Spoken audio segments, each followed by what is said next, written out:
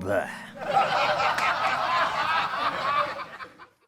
So here I am at the Sleepy Hollow International Film Festival. This is the drive-in edition. I've never actually been to a drive-in, if you could believe it or not. I'm a little ashamed to admit it, but yeah, this is so cool. I've never been out here. Oh, right over there is the Hudson River.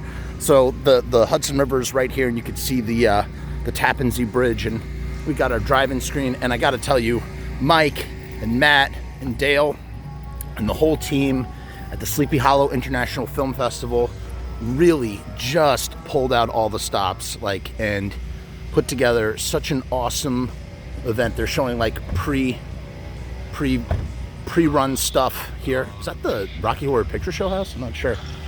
And you got all the cars lined up. It's really dark. I should have come earlier when the sun was still out, but could not get over here fast enough.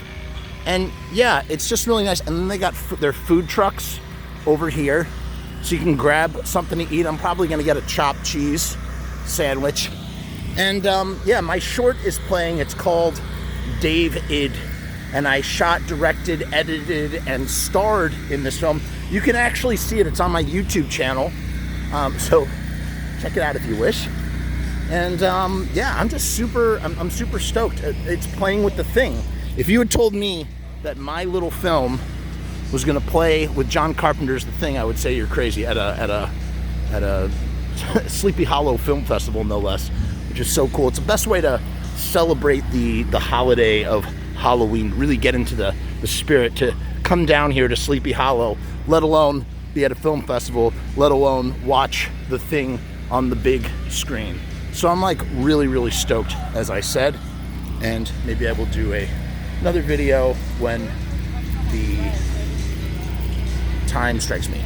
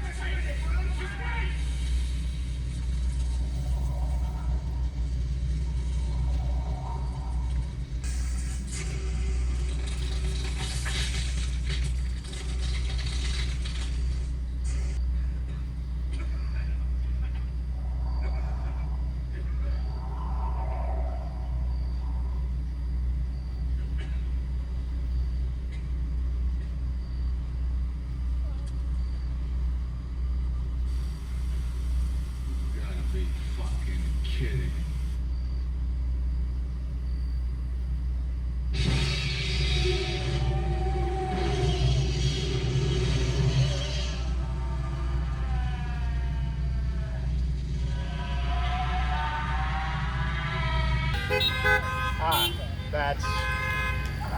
That makes it all worthwhile. You're not going to sleep for a month, right? Anyway, John Carpenter got his start making short films, which evolved into Dark Star. And in that tradition, we want to celebrate filmmakers who are starting out making short films, or make short films as their choice of medium for expressing themselves. What we wanted to do out of that group of films we selected, we wanted to pick ones that had a regional connection, or the filmmakers had a local or regional connection to Sleepy Hollow, Tarrytown, or the Mid-Hudson area. So we're really honored to be showing 3 shorts tonight from filmmakers who are from the region. And tonight with us in person to help us introduce his short, David, which is an Edgar Allan Poe inspired take on the pandemic, is Jeff Frumess. So Jeff, come on up. Come on up.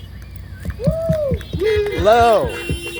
So, without giving too much away, because we're going to see your film, Right. Tell us a little bit about the story behind it, what inspired you, because COVID definitely plays a part in it in some way. Yeah, I made this at the height of COVID. I just shot it myself and put myself in it because I was the only guy I had to make that happen. And yeah, I don't know. I thought of how I could sort of fold the very famous Edgar Allan Poe story into kind of like a pandemic sort of setting. You know, everybody's taking care of each other and like the fatigue of taking care of people, and you know what being cooped up inside does to the human mind and whatnot. And yeah, it's kind of and I definitely recognize some of the locations because one of them was very, very close to me, and I'm like, that's right. That's right. So what does it mean to you to film in this region, in, you know, Westchester, the history behind it, everything? What's your feeling about it? Does it inspire you? Does it show up in your work? Well, I'm a big fan of George Romero, incredible filmmaker who just, you know, set about shooting stuff where he lived, you know, just being like a regional filmmaker. I think if you want to be a filmmaker, you don't have to go to New York City or LA or Chicago. You can just be a filmmaker right where you are from and just use the stuff that you have around you to sort of like, you know, make your story very unique, you know? And we have so much wonderful in Westchester and in Sleepy Hollow and just, you know, everywhere here, you know, Buckout Road and all sorts of stuff. We live right by Buckout Road. And there's so much to make something nuanced and interesting and unique and creative. Mm-hmm. So I'm all about it. Yeah. Well, that's terrific. And I think well, thank you for being here. Thank you. I say let's start the show. Let's roll those short films, and then we'll be back afterwards. Okay.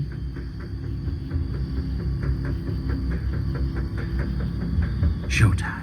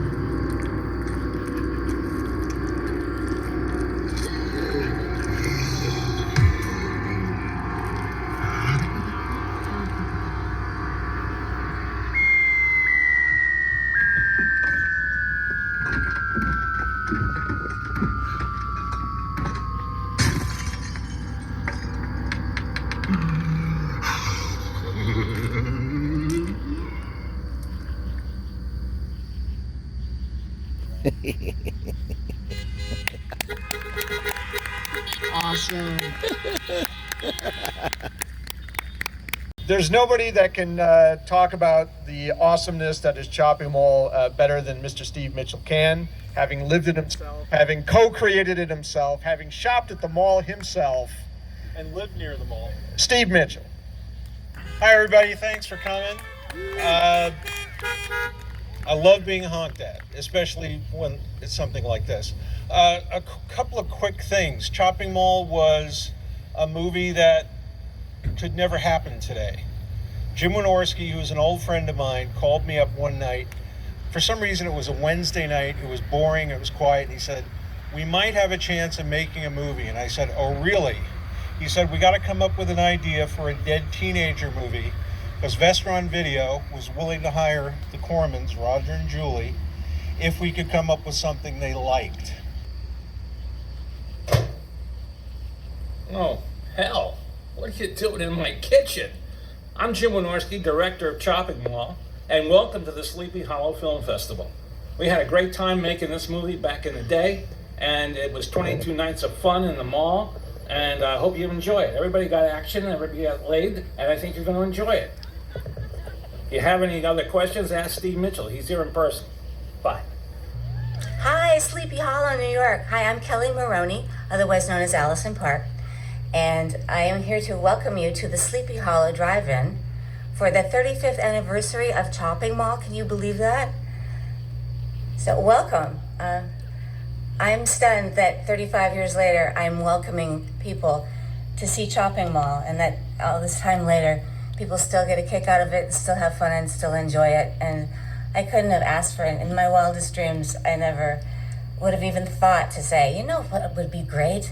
Is if 35 years later, people still loved something that you did and had fun with it. And I just hope that you have as much fun watching it as we had making it, because we really did. And I couldn't be any more honored that you're here tonight to watch Chopping Mall. I can't believe it. I'm not even kidding. So I want you to have a nice day, or in this case, a nice evening. And, just have fun, babe. It is babe, isn't it?